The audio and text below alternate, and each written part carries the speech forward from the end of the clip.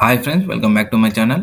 Friends, SSC GD 2025 PET PSC సంబంధించిన physical list release అవ్వడం జరిగింది. సో అందరూ మీ యొక్క పేర్లు చూసుకోవడం జరిగింది కదా. సో పేర్లు వచ్చిన వాళ్ళు మాత్రం మీరు ఇప్పటి నుంచి ఇంకా రన్నింగ్ స్టార్ట్ చేసుకోండి ఫ్రెండ్స్. చాలా మందికి స్కోర్ వచ్చి కూడా లిస్ట్లో పేరు రాలేదు. సో దాని గురించి ఈ వీడియోలో మొత్తం డిస్కస్ చేద్దాం ఫ్రెండ్స్. సో ఫస్ట్ టైం వీడియోని చూస్తున్నట్లయితే వీడియోని ఇప్పుడే లైక్ చేయండి. అదేవిధంగా ఛానల్ని సబ్స్క్రైబ్ చేసుకోండి ఫ్రెండ్స్. మెరిట్ కంటే ఎక్కువ మార్కులు వచ్చిన లిస్ట్లో నా పేరు రాలేదు. సో చాలామంది ఎక్కువ స్కోర్ ఉన్నా కానీ లిస్ట్లో నా పేరు రాలేదు బ్రో అంటున్నారు. సో ఫస్ట్ ఆఫ్ ఆల్ మీరు ఏం చేస్తారంటే ఫ్రెండ్స్, ఇక్కడ లిస్ట్ 1 వచ్చేసి ఫీమేల్, లిస్ట్ 2 వచ్చేసి మేల్, లిస్ట్ 3 వచ్చి విత్ హెల్డ్, లిస్ట్ 4 వచ్చేసి డిబార్. సో మీరు ఏం చేస్తారంటే ఒకవేళ ఫీమేల్ ఉంటే మీరు లిస్ట్ 1 చూసుకోండి, అదేవిధంగా లిస్ట్ 3 చూసుకోండి, లిస్ట్ 4 చూసుకోండి. అదే మేల్ అయితే మీరు లిస్ట్ 2, లిస్ట్ 3, లిస్ట్ 4 ఈ 3 లిస్టెస్ చూసుకోండి. సో చాలా జాగ్రత్తగా 1కి 3 సార్లు ఒకటికి మీ యొక్క రోల్ నెంబర్ అదేవిధంగా మీ యొక్క నేమ్ టైప్ చేసి చూసుకోండి. సో నేమ్ టైప్ చేశారని చాలామంది వస్తారు, అలా కాకుండా మీరు ఒక రోల్ నెంబర్ టైప్ చేసి వెంటనే రాదు ఫ్రెండ్స్. ఎందుకంటే చాలామంది 3 lakhs ప్లస్ ఉన్నారు కాబట్టి కొద్దిగా టైం తీసుకుంటుంది. మీరు కొద్దిగా వెయిట్ చేసుకొని నిదానంగా చూసుకోండి. ఎక్కువ మార్క్స్ అంటే మీకు ఫస్ట్లో పీఈటీ పిహెచ్డి కన్నా ఎక్కువ 15 మార్క్స్ ఎక్కువ అంటే 10 మార్క్స్ ఎక్కువ అంటే మీరు చాలా జాగ్రత్తగా చూసుకోండి, ఎందుకంటే ఖచ్చితంగా వచ్చే అవకాశం ఉంది. ఇంకోటి ఫ్రెండ్స్, చాలామంది 2-3 మార్క్స్ 5 మార్క్స్ ఉన్న వాళ్ళు నాకు 5 మార్క్స్, నాకు మెరిట్ కంటే 5 మార్క్స్ ఎక్కువ ఉన్నాయి, మెరిట్ కంటే 7 మార్క్స్ ఎక్కువ ఉన్నాయి అంటున్నారు.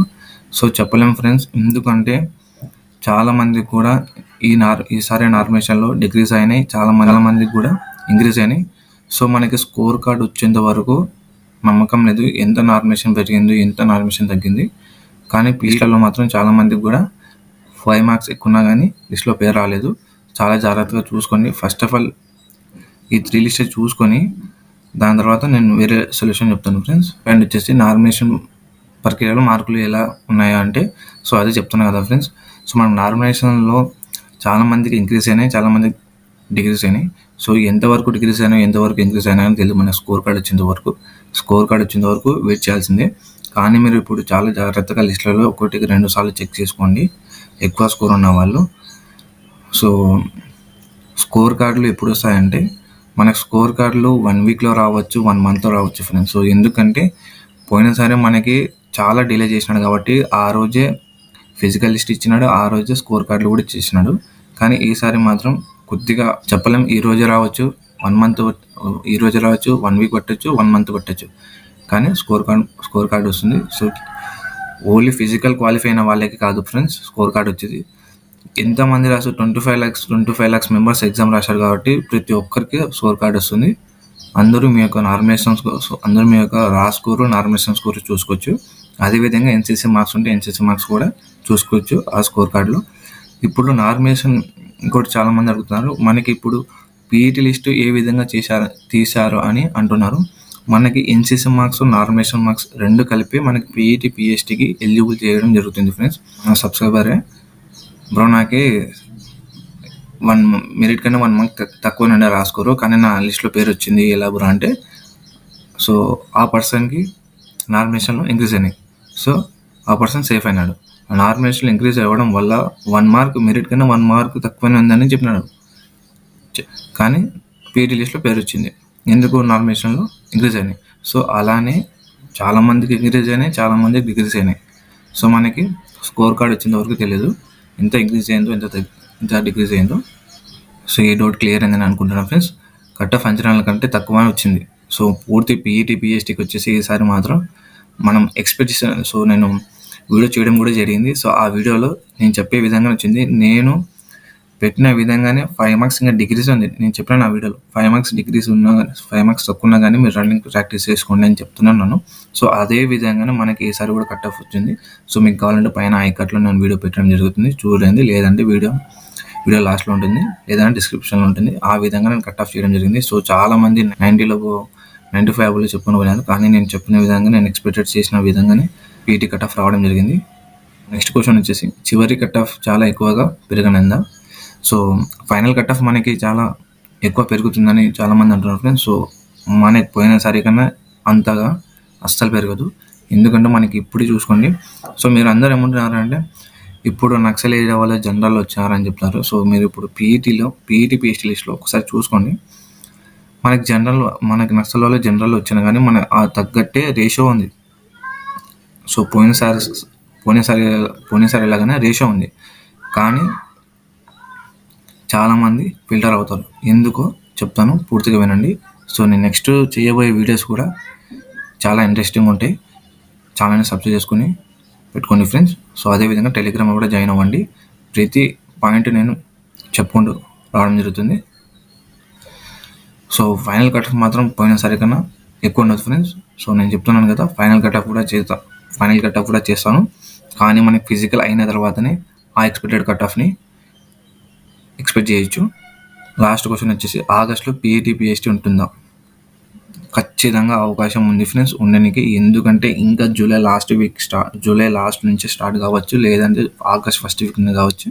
సో ఆగస్ట్లో పూర్తి చేయాలని చాలామంది ఉన్నారు.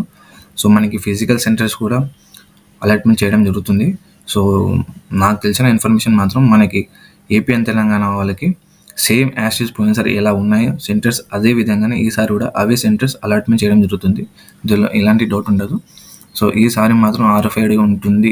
ఈసారి రిక్రూట్మెంట్లో చేంజెస్ ఏంటంటే RFID చిప్, ఇదొక్కటే మనకి మార్పు చేయడం జరిగింది. సో ఈ మార్పుతోనే చాలామంది ఫిల్టర్ అవ్వడం జరుగుతుంది. సో అందుకే చాలా గట్టిగా ప్రాక్టీస్ చేయండి ఫ్రెండ్స్. సో ఇంకో డౌట్ కూడా ఉంది. ఇంకో డౌట్ చాలామంది ఉంది, బ్రో నేను ఫిజికల్ క్వాలిఫై అయినాను, కరెక్ట్ స్కోర్ వచ్చింది, ఆ ఫిజికల్ కన్నా నాకు 5 మార్క్స్ ఎక్స్ట్రా వచ్చింది అని అంటున్నారు. అస్సలు ఎక్స్పెక్ట్ చేయలేం ఫ్రెండ్స్. ఎందుకంటే పోయినసారి మీరే చూసుకోండి, పోయినసారి physical cut off final cut ఆఫ్కి 15 మార్క్స్ డిఫరెన్సే పెట్టినాడు. ఈసారి మీరు చూసుకోండి, కానీ పోయినసారి కన్నా ఈసారి చాలా తక్కువనే ఉంటుంది. అది మనం ఎక్స్పెక్ట్ చేయలేం. ఆఫ్టర్ ఫిజికల్ తర్వాత ఎక్స్పెక్ట్ చేయగలుగుతాం. సో ఫిజికల్ కన్నా 2-3 మార్క్స్ ఉన్న వాళ్ళు మాత్రం మీరు బార్డర్లో ఉన్నట్టే ఫ్రెండ్స్. సో మీరు ప్రాక్టీస్ చేయండి. డిపెండ్స్ అపాన్ ఫిల్టరేషన్ బట్టి ఉంటుంది ఏదైనా కానీ. సో చాలామందికి డౌట్ ఏంటంటే స్కోర్ వచ్చింది, లిస్ట్లో పేరు రాలేదు. సో దీనికి ఒక్కొక్క సొల్యూషన్ ఉంది.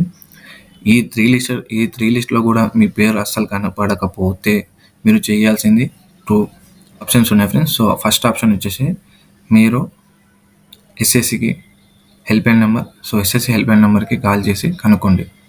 సో చెప్పండి, నాకు మెరిట్ కన్నా ఎక్కువ మార్కులు వచ్చినాయి కానీ ఎందుకు లిస్ట్లో పేరు రాలేదు అడగండి. సో ఇంకోటి లేదంటే RTI వేయండి, రైట్ టు ఇన్ఫర్మేషన్ యాక్ట్కి RTI వేయండి.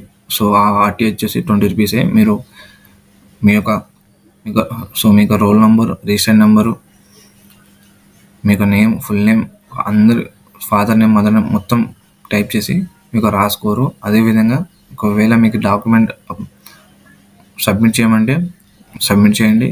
సో ఇవన్నీ సబ్మిట్ చేసి మీరు నాకు ఈ మార్క్స్ వచ్చాయి కానీ నా లిస్ట్లో పేరు రాలేదు అని అడగండి. సో మనకు ఉన్నది ఈ 2 ఆప్షన్సే, RTI అయినా లేదంటే హెల్ప్లైన్ నెంబర్కి ఫోన్ చేసినా కనుక్కోండి.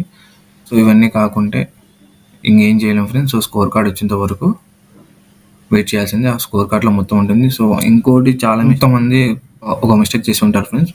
సో ఫస్ట్ ఆఫ్ ఆల్ మీరు అప్లై చేసిన ఫామ్ ఉంటుంది కదా, సో ఆ ఫామ్ తీసుకొని మీరు ఏ కేటగిరీ ఉందో చూసుకోండి. ఒకవేళ మీరు నెట్ సెంటర్కి వెళ్ళి మీరు ఓబీసీ ఉంటే నెట్ సెంటర్ వాడు UR అని టైప్ చేసి సబ్మిట్ చేశారంటే మీరు UR కిందకి వస్తారు.